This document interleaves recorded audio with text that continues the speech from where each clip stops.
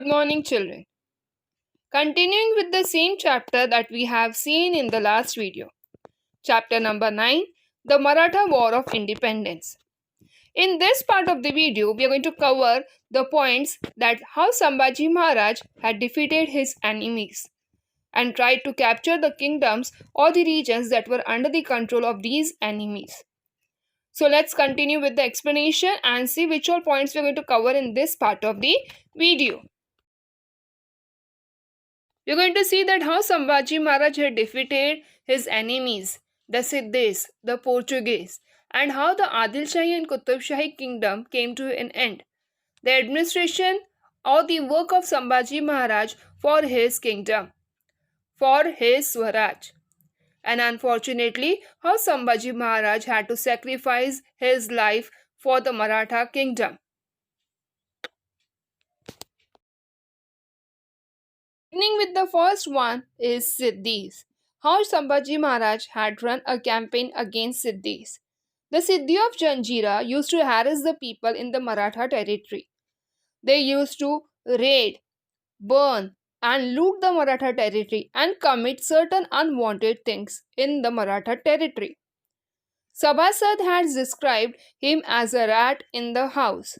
How is the work of rat to destroy the things in the house? In the same way, the Siddhis of Janjira had destroyed Maratha territory.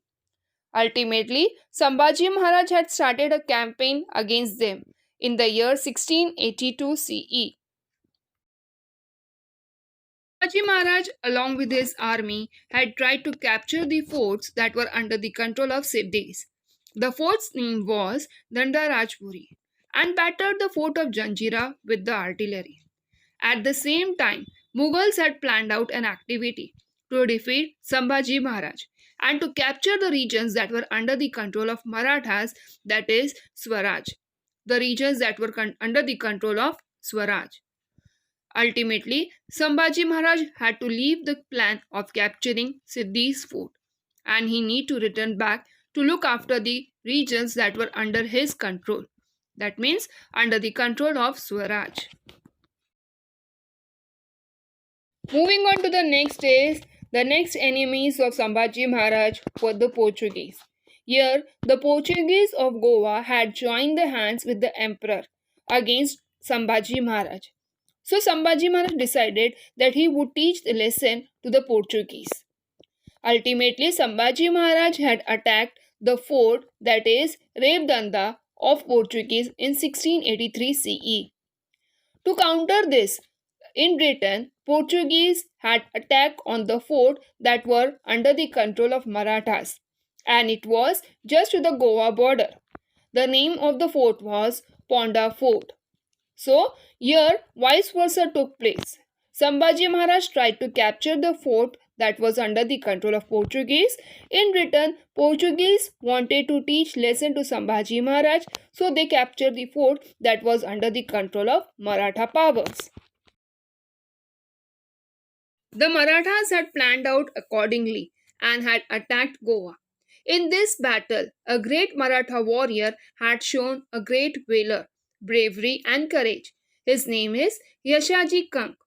Along with him, the Portuguese governor got wounded and retreated. Sambhaji Maharaj had followed him. The Portuguese were in deep trouble. That means they could not withstand in front of the great Maratha warriors. At this time, Sambhaji Maharaj got a news, and that was a bad news. What was the news? That the Mughals had attacked South Konkan, the regions that were under the control of Marathas. Therefore, he had to leave the battle, the winning campaign of Goa, and had to return back to teach Mughals a lesson, to fight against the Mughals. Moving on to the next point, the end of Adil Shahi and Qutub Shahi. Here Emperor Aurangzeb thought that he could not easily defeat Marathas, and ultimately he had left his thoughts there only. He suspended the campaign against Marathas and he had turned his attention towards the kingdom of Adil Shah and Qutub Shah and had conquered these regions. he had brought these regions of Adil Shahi and Qutub Shahi under the power of Mughals. After attacking and conquering the regions of Adil Shahi and Qutub Shahi, the wealth and the army what he gained from both the kingdoms was now acquired by the Mughals. That means that were under the control of Mughals because Adil Shahi and Qutub Shahi got defeated in this battle. So whatever wealth and whatever army was there, this was under the control of Emperor Aurangzeb. And with this, Emperor Aurangzeb had become more stronger to fight against the Marathas. After receiving the huge wealth and army by defeating Adil Shahi and Qutub Shahi, Emperor Aurangzeb was much stronger and he was completely ready to defeat the Marathas. So he had put forth his all powers and he had concentrated all his might on defeating the Marathas from all the sides. He started capturing and attacking the territories of Maratha powers. In this battle, the Maratha army general Hambirrao Mohite, a great warrior, had sacrificed his life during an encounter with the Mughal army. By hearing this, the military strength of Sambhaji Maharaj got weakened because ultimately a great warrior had sacrificed their life, and this was a loss to the Maratha kingdom. Moving on to the next point is the administration of Sambhaji Maharaj. We all are aware and we have seen that how Sambhaji Maharaj was surrounded by enemies all the time. He had to face many battles, and when he was busy fighting with this battle, he did not ever ignore his responsibilities towards the administration. That means caring for his kingdom. He continued the prompt of justice and providing equality in the kingdom. Even he had looked after revenue system, which was a characteristic of Chhatrapati Shivaji Maharaj's era. We know we have seen that how Shivaji Maharaj was following this, providing justice and looking after the revenue system. He severely punished the landlords who harassed common people and who were against the establishment of Swaraj.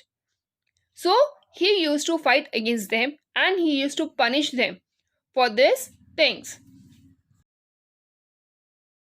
Sambhaji Maharaj had given administrative powers to Maharani Yesubai. Even she was having her own stamp, so that whatever any official work was there, so her sanction was taken by just putting a stamp. He continued the legacy of Shivaji Maharaj's welfare policies. That means whatever policies that were being implemented by Shivaji Maharaj were being still continued by Sambhaji Maharaj in the kingdom. Sambhaji Maharaj knew many languages, as well as he was well versed with Sanskrit language. He had studied many ancient books on polity, that is, politeness, and to look after the administration work of the kingdom, and wrote their gist book called Buddha Bhushanam, where he had emphasis about the policies of administration and taking care of the welfare of his kingdom. Moving on to the next point, that is death of Sambhaji Maharaj. Emperor Aurangzeb had tried very hard to defeat Sambhaji Maharaj, but unfortunately he could not succeed in that. So he decided that he would place Mukarrab Khan in charge of Kolhapur province. Mukarrab Khan learned that Sambhaji Maharaj was at Sangameshwar in Konkan. By seeing that he was alone there, he had raided that place and captured Sambhaji Maharaj. Sambhaji Maharaj was captured at Sangameshwar. He was taken to the emperor's court. He had faced him fearlessly. Any kind of fear was not there on his face. With complete bravery and courage, he had faced Emperor Aurangzeb. Ultimately, Emperor decided he had put an order that Sambhaji Maharaj should be put to death. So, he was brutally put to death on March 11th, 1689. This Maratha Chhatrapati did not compromise his self-respect and decided to lay down his life for Marathas, for the establishment of Swaraj, and faced his death nobly and bravely.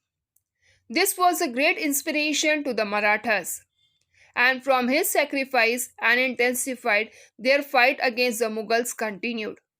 That means the fight of Marathas and Mughals continued still after the death of Chhatrapati Shivaji Maharaj and after the death of Chhatrapati Sambhaji Maharaj.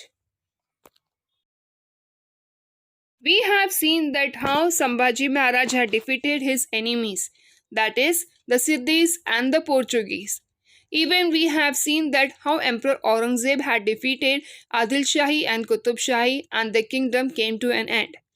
This had made the emperor stronger to defeat the Marathas.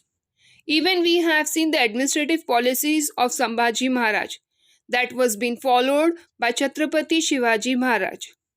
We have seen that how unfortunately Sambhaji Maharaj's life came to an end, but the inspiration that was being put forth to the Marathas continued, and the battle continued to fight against Mughals, so that Swaraj could be maintained. Here we end with our video. Thank you for watching the video. We'll be continuing the next part of the chapter in next video. Till then, take care. Bye-bye.